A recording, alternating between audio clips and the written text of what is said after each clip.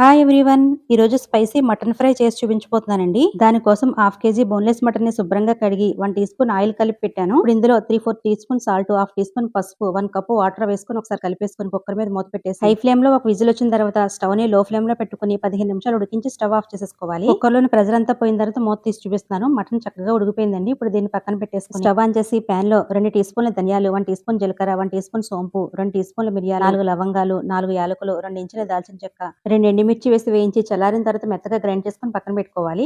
ఇప్పుడు stove on చేసి pan లో 4 టేబుల్ స్పూన్స్ ఆయిల్ వేడి చేసుకుని 2 మీడియం ఉల్లిపాయలు, 2 పచ్చిమిర్చి, కొంచెం కరివేపాకు వేసి వేయించుకోవాలి. వేగిన తర్వాత 2 టీ స్పూన్ అల్లం వెల్లుల్లి పేస్ట్, కొంచెం ఉప్పు వేసి వేయించుకోవాలి. ఇప్పుడు ఉడికించుకున్న మటన్ ని వాటర్ తో పాటు వేసేసుకుని మనం గ్రైండ్ చేసుకున్న మసాలా పౌడర్ కూడా వేసి ఒకసారి కలుపుకొని మూత పెట్టేసి ఈ నీళ్ళని ఎగిరిపోయే వరకు మధ్య మధ్యలో కలుపుతూ మీడియం ఫ్లేమ్ లో ఉడికించుకోవాలి. ఇలా దగ్గర పడిన తర్వాత సాల్ట్ అడ్జస్ట్ చేసుకుని కొంచెం కరివేపాకు, కొత్తిమీర, హాఫ్ చెక్క నిమ్మరసం పిండుకుని హై ఫ్లేమ్ లో 2 నిమిషాలు కలుపుతూ ఉడికించుకుని స్టవ్ ఆఫ్ చేసేసుకోవాలి. ఇంతేనండి. వీడియో నచ్చితే మన ఛానల్ సబ్స్క్రైబ్ చేసుకోండి. Thank you for watching.